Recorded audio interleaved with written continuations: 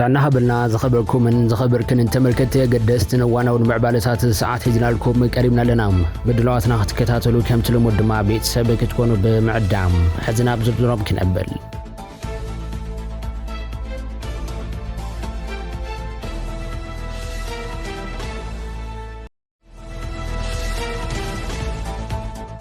حقاو فقاد زلو غازيطنيا ناب تግራይ ከይገይሽ በፌደራል ተአጊዱ ክብል ግልጋሎት ዜና ፍራንሳይ ኤኤፍፒ ገሊጾላም አብ ኢትዮጵያ ሕጋዊ ፈቃድ ዘሎ ወኪል ጋዜጠኛ አገልግሎት ዜና ፍራንሳይ ኤኤፍፒ አብ ትግራይ አትዩ ክጽብጽብን ዝሓዙ መደብ ጉዕዞ በመንግስት ኢትዮጵያ ከም ዝተኸልከለ ትትካል ገሊጹ ዘላም እቲ ጋዜጠኛ ናብ ሽረንዳ ስላሰን መኻድ ናብ መንገድ አየር ኢትዮጵያ ብዛዕተወል እዋን ካብ ሚኒስትር ጉዳያት ወጻኢ ፈቃድ ይብልካን በመባል ጉዕዞ ክስረዝ ከም ዝተገብረን ማዕኸን ዜና ፍራንሳይ በመጥቃሲው አዲስ ስታንዳርድ ጸብጺቡ ዘላም አብ ማዕርፎ ነፈርቲ አዲስ አበባ ዝርከቡ አባላት ድሕነት ንምንታይ ተባሂሎም እንትሕተቱ እዚ መምርሒ ካብ ትማል ወይ ከዓ ካብሎም ጀሚሩ ተግባራዊ ዝግበር ዘሎ ትእዛዝ ክብል ምላሽ ከም ዝሃቦ እዩ ዝሕበር ዘላም ጉጅለ ዶባል ጋዜጠኛታት ሕጋዊ ፍቃድ ንዘለዎም ወኪል ኤኤፍፒ መንግስት ኢትዮጵያ ዝኽልክለሉ አገባብ ምጥሓስ መሰል መርከብ ሓበሬታ በመባል ገሊጽ ወላም ምዝ ተሓሒዙ ቀደም ክብል ጎን ሰለስተ አብዛ ሀገር ሰርሑ ጋዜጠኛታት ሮይተርስ ፍቃድ ሕደስ ከም ዘይከኣልን ሓሙሽ ጋዜጠኛታት አብ ቀይድ ከም ዘለውን ካልኦት ክልተ ወኪላት ዶች ቨለ ፍቃድ ስርሖም ከም ዝተሰረዘ በመግላጽ ኩነታት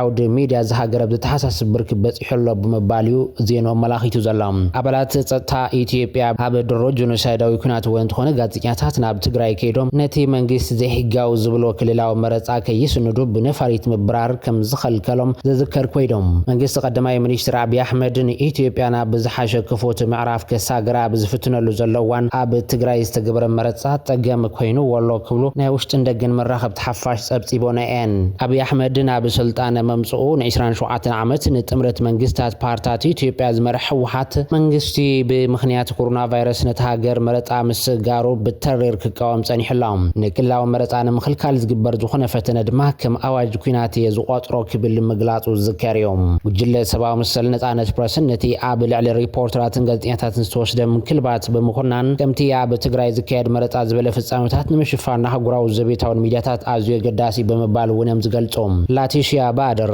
አብ ሂዩማን ራይትስ ዎች ዳይሬክተር ጉዳያት ቅርና አፍሪካ ከምዚ ትበል አብ ትግራይ ዝግበሩ ፍጻሜታት አብ ዘዋን ዛዕቢ ህዝባዊ አገዳስነት አሎም ፌደራላዊ መንግስቲ ጋዜጠኛታት ከልክሎም አይግባን ሀገራውያን ተከላት ይሆና ናይ ኢትዮጵያ ሚዲያታት ከምዚ ዓይነት ፖለቲካዊ ምዕባለታት ብንጻ ሪፖርት ክገብራ ክፍቀደልና አለው ድማ ትበል አብ ዘዋን ጋዜጠኛታትን በርክት ዝበሉ ጊያሾን ምሳ ሀገራው ጉጅለ ቅሉላው ሰርሕ ዊሊያም ዳቪንሰን ዝርከቦም አብ ከባቢ ማዕጾ ማዕርፎ ነፈርቲ ምስ በጽሑ ክልተ ሰብ ስልጣን ጸጥታ መጽዮም ምስመን ከም ሰርሑ ስለምንታይ ንመቐለ ይኸዱ ከም ዘለውን ምኽንያት መገሾምን ሓቲቶሞም ነይሮም ሰለስተ ንማዕኸን ዜና አውሎ ሚድያ ዝተባሃለ ናይ ውሽጢ ሃገር ሚድያ ዝሰርሑን ነዚ ሪፖርት ዝለኣኸን ቴሌፎናቶም ፓስፖርትን ከምኡውን ፕሬስ ካርዶም ንትሓዲጎም ሓደ በዓል ስልጣን ድማ ናይዚ ሪፖርተር ቁፅሪ ቴሌፎን ወሲዱ ንኣካውንት ማሕበራዊ ሚድያ ክፍትሽ ሓቲቱ እዮም በዓል ስልጣን ብሮድካስቲንግ ኢትዮጵያ እውን ናብ ጋዜጠኛታት እናደወለ ነቲ ፌደራል መንግስቲ ኣፍልጦ ዝሃቦ መረጣ ከይጽብጽቦ ጠንቂቆም እምባር እውን ዝከርዮም መንግስት ኢትዮጵያ ብዝቀረባ ዋን ትካል ዜና ሮይተርስ ኢትዮጵያ ውሽጥ ሃገራ ምሽጥራዊ መለማመድ ማዓስከራት በመኽፋት ንተዋጋእቲ ሓይልታት ሱዳን ተሰልጠነላ ዝብል ናይ ምርመራ ጸብጻብ ድሕሪ መውጽኡ ንጋዜጠኛታት ትካል ዝነበሮም ናይ ስራሕ ፍቃድ እውን ሰሪዝዎ እዮም ትካል ተጣበቕቲ መሰል ጋዜጠኛታት ከምኡውን ሲፒጄ ነዚ ስጉምቲ ዝተሓሳሰበ ካይዳ በመባል ዝገለጸ ኮይኑ እዚ ፍጻመ እዚ ምስ ቀደም ዝተወሰደ ተመሳሳሊ ስጉምቲ ክብል ገሊጽ ወላም ማዕኸን ዜና ዶይቼ ቬለ ዋዜማ ራድዮን ከምኡውን ካልኦት ትካላትን ብሃገራዊ ረብሓ በዝብል ምስ ስራሕ ፍቃዶም ተሰሪዝዮም ሮይተርስ ኣብ ጸብጻቡ ከም ዝገለጸ ኢትዮጵያ ብሓገዝ ሕብራት ኢሚሬት ዓረብ ንተዋጋእቲ ሓይልታት ዳዕመል ሸርዒ ተሰልጠነላ ዝብል ሓበሬታ ድሕሪ መውጽኡ እዚ ከቢድ ጸቕጢ ተፈጢሩ ዘላም መንግስቲ ኢትዮጵያ ነዚ ጸብጻብ ዛጌድ ብወግዕ መልሲ እኳ እንተዝሃበሉ ሕብራት ኢሚሬት ዓረብ ግን መሰረት ዘይብሉ ሓበሬታ ክትብል ነጢጋቶ እያ ካብ ባንክታት ልዕሊ 89 ሚልዮን ብር ዝዘመተ ጉጅለ በቀይድ ከም ዝኣተወ ፖሊስ ኣፍሊጦሎም ብቁጻጽራ ግዝ 12 ለካቲት 2018 ዓመተ ምህረት ትማሊ ፌደራላዊ ፖሊስ ኢትዮጵያ ብዘካየዶ ምክትታል ንሓሶት ሰነዳት ዋሕስ ባንክ ተጠቂሙ ኣብ ባንክ ገዳ ባንክ ሕብረት ስራሕ ኦሮሚያን ንግዳዊ ባንክ ኢትዮጵያን ከቢድ ግብናት ብልሽውና ዝፈጸሙ ጥርጡራትን መሻርክቶም ናብ ትሕቲ ቀይዲ ከም ዘእተወ የፍሊጡ ዘሎም እቶም ተጠርጠርቲ ብድምር 89 ሚልዮንን 296 ሺህ ብር ዝዘመቱ ኮይኖም ኣካያዲ ስራሕ ጉደር ዋይን ትሬዲንግ አይተ ጌታሁን መለስ ኮይኑ ምስ አካያደ ስራሕ ባንክ ገዳ ጨንፈር አገምሳ አይተ አብዲሳ ቶሎሳ በጣም በምትሳር ንግብናው ንጥፈታቶም ፌርማን ማህተምና የተጨንፈር ከተቀመሉ ጸኒሐም ተቀንደ ጠርጦር ጌታሁን መለስ ቅድም ሕጅውን አብ ባንክ ሕብረት ስራሕ ኦሮሚያ 28 ሚሊዮን ብር ከምውን አብ ንግዳው ባንክ ኢትዮጵያ 18 ሚሊዮን ብር ገበናት ንሓሶት ሰነዳት ምንፍጻሙ ናታለሸ መንባሩ ተፈሊጡላም ተኻለ አበባው መኮንን ተባለ ጠርጦር ድማ ተገበን خفصም በምርዳን ኩነታት በመቻውን ልዑል ናይ ጠቅም ብትሳር ከምዝነበረ ፖሊስ አረጋግጬም ፖሊስ ፌደራል ንቁጠባት ሃገር ሓደጋ ዝኾኑ ዝበሎም ጉብንኛታት ናይ ሓደ ንሰርሑ ከም ዝሕይሉን በመግላጽ ከም ዝዓይነት ዝሕጋው ተግባራት ህዝቢ ኣብ ናጻ መስመር ቴሌፎን 991 ክሕብር ይሓቲቱ ዘላዎም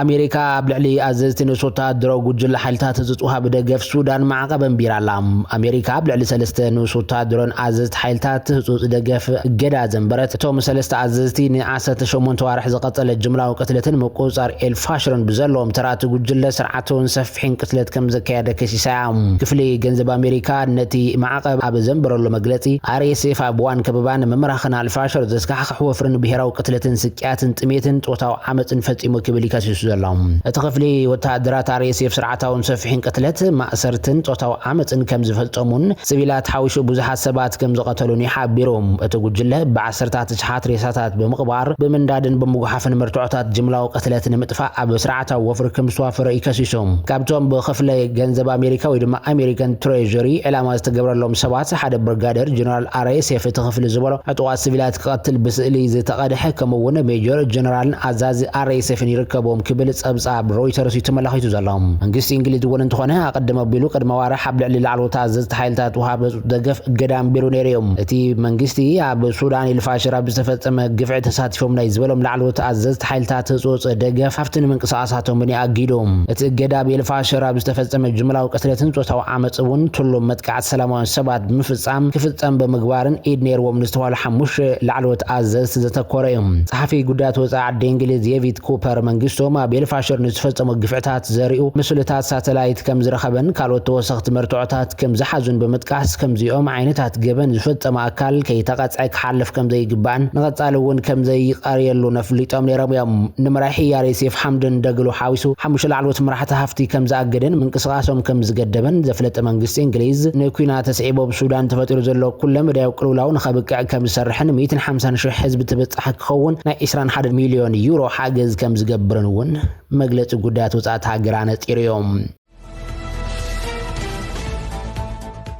بملعال جبنኛ ኮይኑ ዝተረኸበ ፕሬዝዳንት ደቡብ ኮሪያ ነበር ንሕልፈት ክስር ተፈሪዶም ዝተዋህቦ ስልጣን ዘይግባእ ማዓላ ተጠቂሙሉ ብዝብል ካልእ ክሲ ኣብ ማእሰር ተጸንሐዮም ኣኽበርቲ ሕግዝ ሃገራት ፕሬዝዳንት ነበር ዝኣወጀ ወተሃደራዊ ህጹጽዋን ወይ ድማ ሕግ ማርሻል ሓድነትን ሕገ መንግስቲ ንተሃገረ ስለ ዝተፈታተነ ብሞት ክቕፅዓም ጠሊቦም ነይሮም እቲ ጉዳይ ንኮርያውያን ዝኸፋፈለ ኮይኑ ካብ 20 ክሳብ 30 ሚእታዊ ዜጋታት ዝተሃገር እቲ ፕሬዝዳንት ነበር ግብንኛ ከም ዘይኮነ እዮም ዝኣምኑ ኣብቲ ከባቢ ቤት ፍርዲ ዝተኣከቡ ደገፍቱ ድማ بين كم زجهايون قال كابهم كنبعو كم زتراين صبصبات كابتا ختما يم زحبرهم عبتي بوتا زترخبو تقام تبوغنم بموت قطع تعويتهم كقربو تسمعهم سلازي ما يو اتي تمالي بيت فرد ذهبوا سنه ابي بوليتيكا تهاجر ابي فصامه تبايلو زلاهم كينياوያን ድማ በኩናት ዩክሬን ሩሲያ ወጊኖም ይዋጉ ከም ዘሎ ተሓቢሩሎም ኣብዘዋን ዚብ ዩክሬን ኣብ ዝካየድ ዘሎ ኩናት ልዕሊ 1,000 ኬንያውያን ሩሲያ ወጊኖም ይቃለሱ ከም ዘሎ ትካል ስለያ ኬንያ ንባይቶ ተሃገር ዝሓበር ኮይኑ እዚ ድማ ብዛዕባ ምልመላን ወጻተኛታትን ሃገራዊ ድሕነትን ሓድሽ ክፍታታት ተበጊሱ ከም ዘሎ አገልግሎት ዜና አናዶሎ ይሕብር ሰበስልጣን ሃገራዊ ሰላያን ዝገለጹ በ18 ለካቲት ኣብ ናይሮቢ ዝተኻየደ ናይ ባይቶ መብርሂ